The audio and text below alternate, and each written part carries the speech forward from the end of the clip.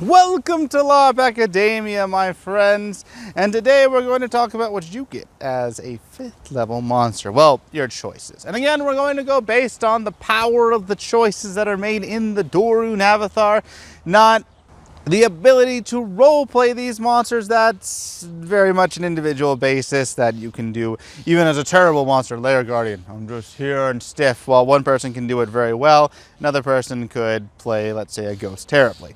So, without further ado, let's get into your level 5 monsters, and don't forget to like, subscribe, and ding that notification bell so that you can stay informed. Now, the first one is a Basilisk. Now, a Basilisk is straight up broken. You have 4 points of natural armor, pretty good, and you're able to use short natural. Well, natural shorts, you get the idea, or a single hinged if you're a complete noob. So, you have the tools to do well. Depends on your abilities. What are your abilities? Your abilities make it broken. You have thick skin. Now, thick skin makes it so that in melee, essentially, your ancestral armor is, well, your natural armor is basically ancestral. Because if you are hit with armor breaking, oh, I have 2 points left. No, I have 1 point left because thick skin is amazing. So thick skin makes it awesome. You are immune to subdual. You also can freeze people. You have unlimited poison. And adaptive blessing to give you kind of a resistance to death as well. But still, you already have a ridiculous kit. 4 points of practically ancestral armor due to thick skin. Shorts, unlimited poison, ice ball for people who are annoying against you. I mean, the Basilisk is versatile, has the tools to do what it wants, and is just an amazing monster.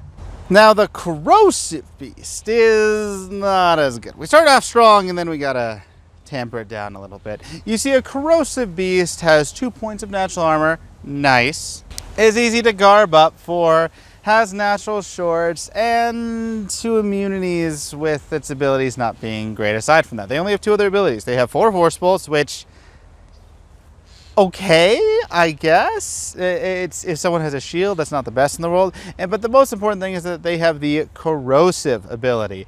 Corrosive, we're gonna link a little. Well, show it to you here. Now, corrosive is, it's interesting. The best use that I found for corrosive is if you are about to engage someone, and since it's extraordinary and you have natural weapons anyway, it doesn't matter, you corrode their weapon. Most people don't carry a second weapon, and once you have corroded their weapon, you go in and kill them. Now, this is wonderful if it's 1v1, but there are more people than just two opponents in Amtgard. So, and they're not always melee fighters as well. So corrosion has a very particular subset, and they are able to fight normally. They do have force bolts, which are kind of useful. So it's better than trash, but it's definitely not the best in the world, or even I'd consider good mechanics-wise, sadly.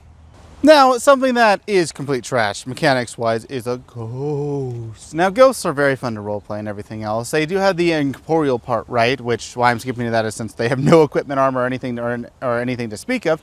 You are incorporeal, which is how you stay alive, and you can manifest to cast spells at people. But what spells can you cast as a ghost? What makes you so scary? Well, you have chargeable dispel magic, charge times 3, which is actually pretty good. You have extinguish, which is a variant of dispel magic, and you can do that unlimited. But to really scare people, you have 2 agoraphobia per life, terror charge times 10, and I would say I'm forgetting something, but there's nothing else to really remember. There are some other minor things with the ghost, but the ghost is meant to just manifest terror and then go away, which is a fun roleplay thematic theme, but it doesn't accomplish that. You do your 2 agoraphobia, you use your charge, you use your terror, now you have to charge it. You have to do charge times 10, you go back, oh, manifest, I terror you, and then I go back. But come on. They should have more terror than a charge times 10. And with that, ghosts are just not very good mechanic-wise. They offer so many roleplay potential, but again, we're not covering roleplay, sadly. Now, the Ghoul is a bit better, for sure. Okay, more than a bit. I mean, they have they're fun and easy to garb up for, just like a ghost kind of is, but they have 1 point of natural armor and only short swords for natural. You're thinking, Wizo, that's not a very good kit. And you're right, it's not. But because they have immunities, which are great, and regeneration, it is awesome. In addition to this, they have greater undead minion, who cares, berserk, kind of who cares, and also abeyance. Now, abeyance is fun because you can go in there as your little ghoul and you can have your 2 short swords and you can have an abeyance tangling from your fingers. When you swing, you can release it in the middle of combat just to hit someone in the chest. It's so fun to do this as a monster. I love it.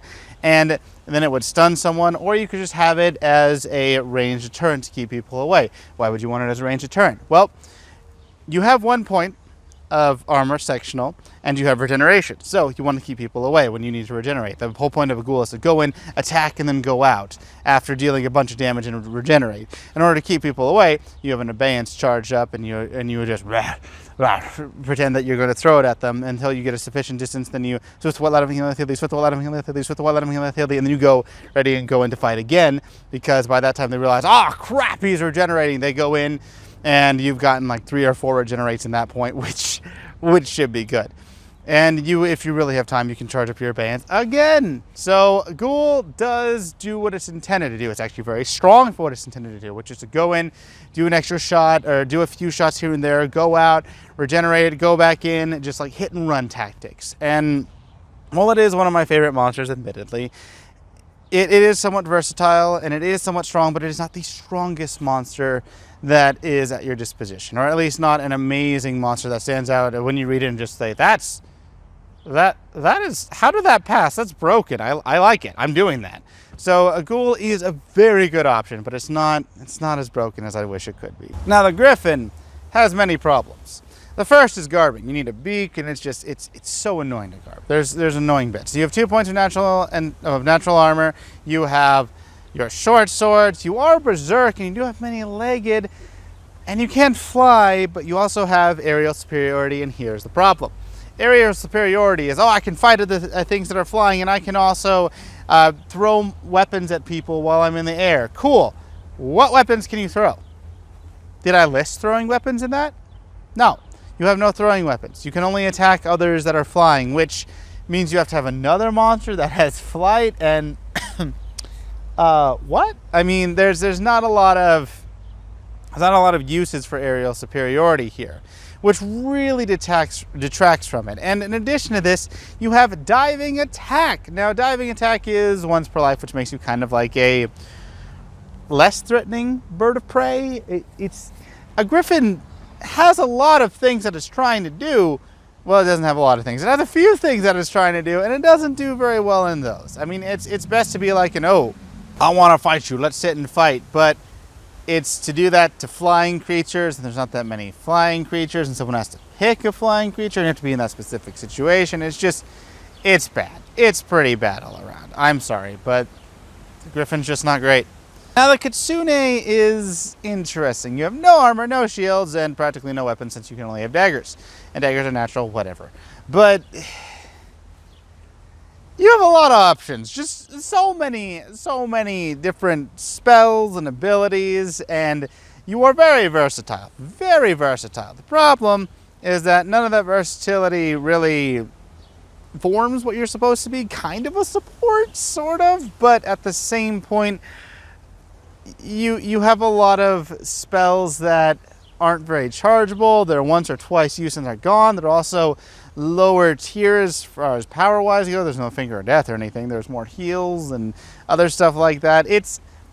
You're not very powerful. You are able to work with level 6s, but you're not able to contend with them, even in the role that you're kind of meant to be, which is that's a good question. Whatever. You're a very interesting and odd monster, which is why you are okay, not bad, but directly in the middle, power-wise. And garbing for a Kitsune can be a pain, but it is also kind of a choice if you want to do a Kitsune. You're doing it for fun and for all the options presented to a Kitsune rather than anything else. So, an interesting choice, one to definitely consider. Now, the Deadly Slime has 6 points of natural armor. Natural, ancestral, mind you. It doesn't have a shield, and it is obviously amorphous instead of 6 points of natural, but its weapons are hinged. We've talked about hinged in the past. Hinged weapons are not very good. Hinge weapons, part of the reason why is that if I am facing someone who has a short sword, that short sword has more length than my hinge weapon, and it's easier to block, and hinge weapons can they can get screwed up very easily against short swords, and hinge weapons are meant to do one thing, get over shields. But if you have a moderately skilled shieldman, they'll be able to easily block that flail by just tipping it up or blocking the tip if they have a small shield. So already we're off to a terrible start. There's a lot of immunities which are great, starting to be awesome. It's slow though, which, while not being the worst thing in the world, it definitely detracts from it. And the only other thing that they get is steal life essence charge times 3. I mean, they're aquatic technically, but who cares? So what do they get? Not much. What can they do? Be threatening, but not by too much. A deadly slime is not, sadly, that deadly. Now, the big bad troll. The troll has no 4 points of natural armor. Can only wield short swords, natural, no shields. And it's a beefy boy. Now, or a beefy gal, depending on who you are. Now, trolls are they're very hard to kill. In fact, they get the hard to kill trait because they need to take all their limbs or a torso shot in order to kill them. They also have regeneration, which they're immune to spirit, so it does nothing. Regeneration does nothing. However, they have Troll's Blood, which is 3 strips. Once they're gone, they're gone. And through Troll's Blood, they can actually use their regeneration ability because Troll's Blood is protection and it's not spirit, and you're using it through protection instead of spirit. I know a little bit of word legal mumble jumbo for Amtgard usage, but through Troll's Blood, you're able to regenerate. Now, aside from this, it can be taken away through Flame, the hard to kill, and the ability to regenerate yourself, but you're just a beefy boy. That's pretty much it. That's all you are. You just take a lot of hits, regenerate, hard to kill, and even if I die 3 times you have to kill me. Even if you fireball me, I still have to be killed 3 times because Troll's Blood is still active. So trolls are they're hard to kill, they're annoying to kill, and that's it. They don't have anything else really going for them. And while that does bring it to a, wow, this person is ridiculously hard to kill, so they're pretty good, there's nothing else to bring it further up, and nothing really to bring it further down. So it stays in the middle. Trolls are a choice if you want to be this tanky mofo out there. And if you want to terrorize people, you can as well, just for fun. Now, to the vampire. The vampire is an interesting monster. You might, well, let's just get into what it does first. Its weapons and armor and everything is dependent on what class you pick. So if you are a level 1 scout, you are a vampiric level 1 scout. If you are a level 6 scout, you are a vampiric level 6 scout. So it does scale well. It scales depending on how you are as a player.